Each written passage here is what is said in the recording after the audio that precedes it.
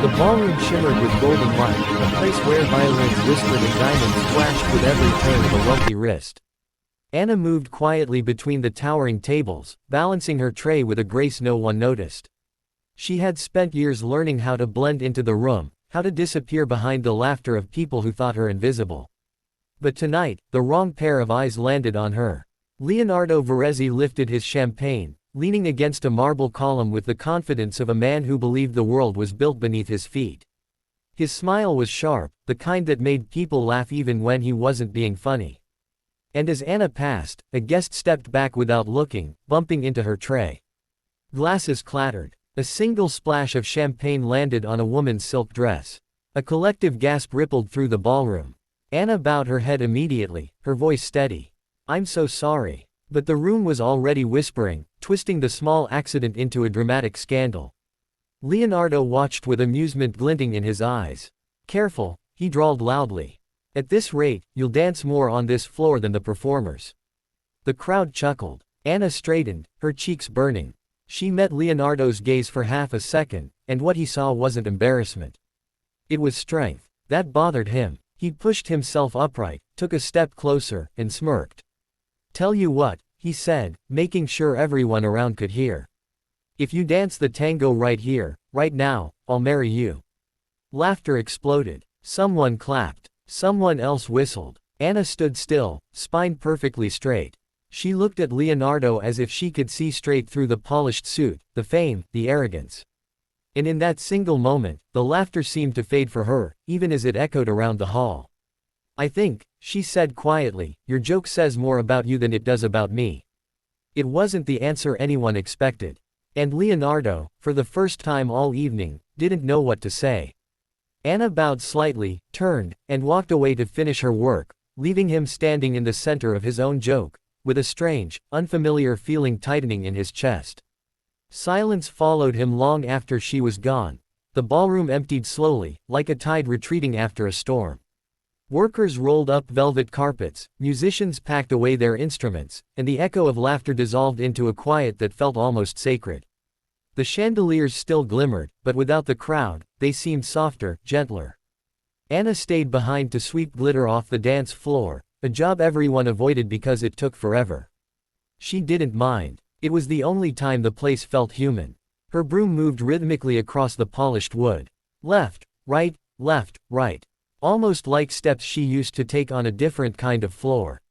She paused and closed her eyes for a moment, almost hearing the ghost of a tango beat, the one her mother taught her when she was barely tall enough to reach her partner's shoulder.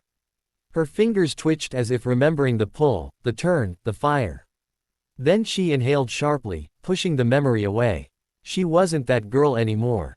She was a worker. Invisible. Replaceable. The soft click of expensive shoes broke the silence. Leonardo. He appeared at the edge of the room, hands in his pockets, the cocky smirk nowhere to be seen. He watched her for a moment, unsure of how to approach a woman who had done the impossible, struck him speechless. Anna didn't acknowledge him. She kept sweeping, letting the silence choke him. He cleared his throat. "Did my joke offend you?"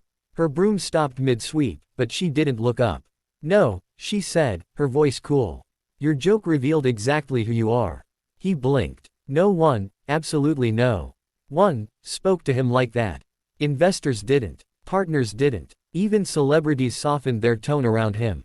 But this girl, she was fearless. Anna, he didn't know why he said her name. He shouldn't even know it. She finally lifted her head, eyes calm but tired. "Do you need something, Mr. Verezzi? Or did you come to throw another joke at me? The room is empty now. No crowd to impress." The words cut, clean and precise. He actually winced. "I didn't come to impress anyone," he muttered. "Then why are you here?" Leonardo didn't have an answer. His mind scrambled for something clever, something smooth, something worthy of his reputation, but all that came out was, "I just wanted to apologize." Anna raised a brow, genuinely surprised. He took a few steps closer, choosing each word like it might explode. "I didn't mean to humiliate you." "Yes, you did," she corrected gently. "That was the point, wasn't it?" He stared at her, and for the first time in his life, he felt small. It wasn't because of her status. It was because of her truth. Anna returned to sweeping as if nothing had happened. Leonardo watched her in silence, realizing something unsettling. This woman didn't fear him. This woman didn't admire him. This woman didn't want anything from him. And that made her more powerful than anyone he'd ever met.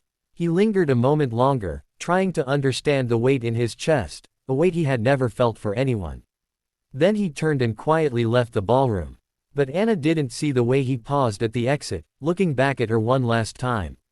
As if he already knew he wouldn't be able to forget her, the next week arrived with a swirl of anticipation. The city buzzed with excitement over the upcoming charity gala, an event that promised glittering dresses, flashing cameras, and deals worth millions. Leonardo had RSVP'd months ago, but this year, he found himself counting down the hours, a restless tension he didn't understand. Anna, meanwhile, had resigned herself to another night of waiting tables, balancing trays and dodging curious stares from the socialites who whispered behind their fans. She had heard about the gala, of course, but her focus was elsewhere, keeping her composure, finishing her tasks, and staying invisible. When the grand entrance finally opened, the ballroom was transformed into a dream of crystal, gold, and velvet. A string quartet played a slow waltz, the soft strains of the violin wrapping the guests in elegance. Leonardo entered, sharp in a tailored black suit that clung to him like a second skin. Eyes turned, whispers rose, but his attention wasn't on the crowd. It was on her. Anna moved like water between the tables, serving champagne and offering polite smiles, her dark hair pulled back into a simple bun.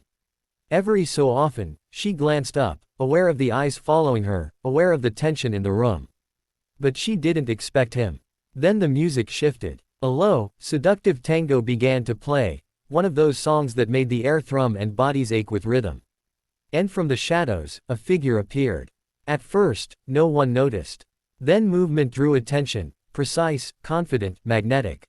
A dancer glided across the floor, spinning, turning, and commanding the room without a word. Leonardo's breath caught. He froze. It was Anna. Her mask hid her identity, but the movements were unmistakable. Every step, every spin, every glance was perfection. The crowd murmured in awe, some clapping softly, others whispering, trying to guess who could move like that. The professional dancers in attendance paused, stunned by the skill and emotion pouring from her. The closer she came to the center of the floor, the more certain Leonardo became. This wasn't a coincidence. She had prepared this. She had trained, perfected herself, and she had the courage to step into the room that had mocked her. When she finished her final spin, the mask came off. The audience gasped, eyes widened, cameras flashed, and in the center of it all, Leonardo felt the sting of humiliation and the sharp pang of admiration all at once. For a long moment, neither moved. She bowed gracefully, her dark eyes locking onto his, and then, without a word, she walked away. The applause thundered behind her, but for Leonardo, the world had narrowed to a single thought. He had underestimated her. He had mocked her. And now, he had no idea how to face her. Outside, the gala continued with its laughter, its deals, and its empty chatter, but Leonardo stayed frozen in that moment. For the first time, he understood what it felt like to be outmatched, not by money, not by power, but by a simple, indomitable force, Anna Velez. And the thought haunted him, long after the lights dimmed and the dancers left the floor. The next morning, the city's streets buzzed with ordinary life, completely unaware of the drama that had unfolded the night before. Anna returned to her small apartment, tired but exhilarated.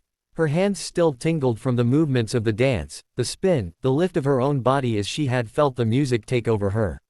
She hung her mask carefully, as though it were a trophy, then sank onto her worn couch. Memories flooded her, the hours of practice she had stolen away from work, the private tears, the sweat, the blisters. Every step had been a rebellion against the life she had been forced into, and against the millionaire who had made her the object of ridicule. Her phone buzzed. She frowned and picked it up, expecting another demanding customer or a late-night work message. But it was a notification from the gala's official account. Photos of the masked dancer, captions praising her technique, asking who she was. Her heart skipped. People were watching now. And for the first time, she allowed herself to feel proud, not just skilled, but seen. Meanwhile, Leonardo woke to an unusual emptiness in his penthouse. He had tried to distract himself with emails, meetings, and phone calls, but nothing worked. His mind kept returning to the girl who had humiliated him, whose every movement on that dance floor had left him shaken.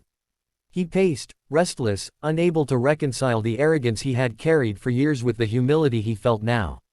He had been so sure of himself, so certain that money and power could bend the world to his will. Yet here was Anna, fearless, talented, untouchable. By mid-morning, he found himself outside her apartment building. He hadn't planned it, didn't even know why he had come. He simply felt compelled to see her again, to speak to her, to apologize. No, that wasn't enough. Something deeper called him, a strange pull he had never felt before.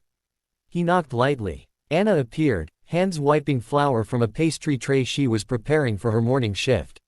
She froze, eyes narrowing slightly in surprise.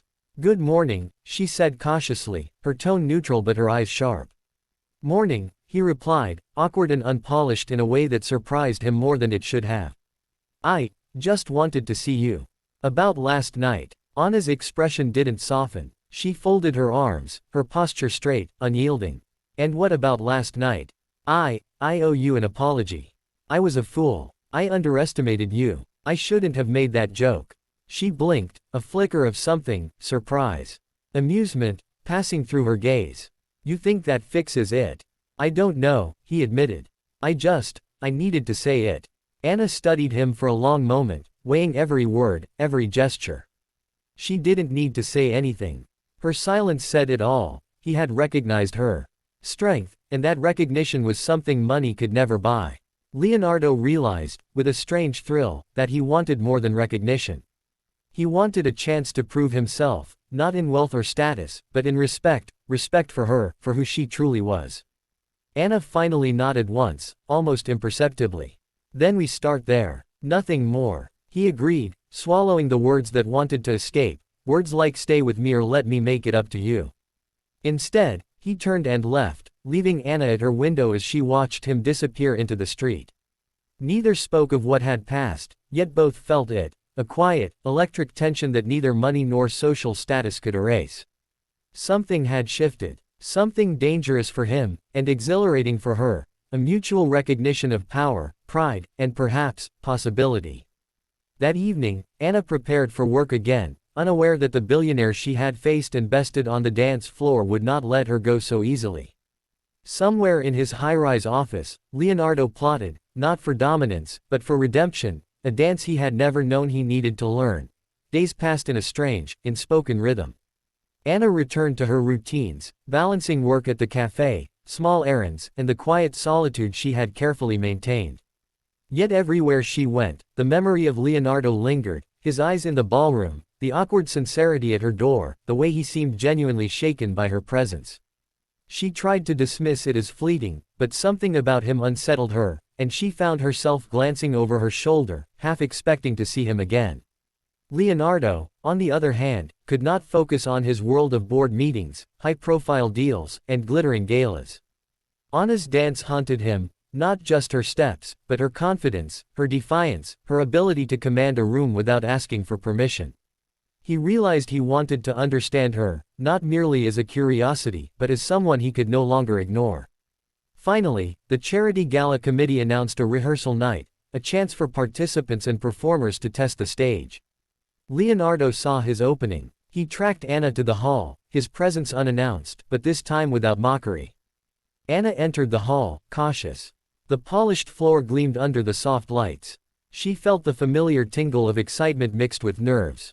And then, in the corner, he was, standing tall, but hesitant, holding a pair of dancing shoes and a small notebook filled with scribbled steps. I want to try," he said simply. "If you'll teach me." Anna froze. She blinked. The room seemed to shrink around them. The arrogant billionaire who had once mocked her now looked earnest. Awkward, yes, but genuine. "You?" she asked, incredulous. "You want to dance tango?" "I'll learn," he replied. "I want to understand. I want to make it right." A small, incredulous smile tugged at her lips. This was the challenge she hadn't anticipated. Not a public performance, not applause, but this man, vulnerable and willing, standing before her with nothing but determination. She considered it for a long moment, then nodded. "All right. One condition. You follow my lead." "Exactly." No improvisation. He agreed immediately. Deal. The next hours were a chaos of missteps, laughter, frustration, and sweat. He stumbled over her feet, over his own pride, over the rhythm entirely. She corrected him, raised him, turned him, and sometimes, when he faltered, he simply laughed, the sound raw and unguarded. By the end of the evening, the two of them were exhausted. Leonardo's movements were still rough, his timing imperfect, but there was a spark, a flicker of connection, of understanding, of mutual respect. Anna watched him for a long moment, the realization sinking in, this wasn't just about dance. This was about trust. About two people meeting halfway, challenging each other, and slowly tearing down the walls they had built. Leonardo caught her gaze and, for the first time, did not smirk. There was no challenge, no arrogance, only the quiet hope that somehow, through dance, he could make amends and perhaps, earn her trust. And as they left the hall together, the night wrapping around them, Anna felt it too, a shift in the air, a promise neither had spoken, but both understood. Something had begun, fragile, unpredictable, and entirely unstoppable.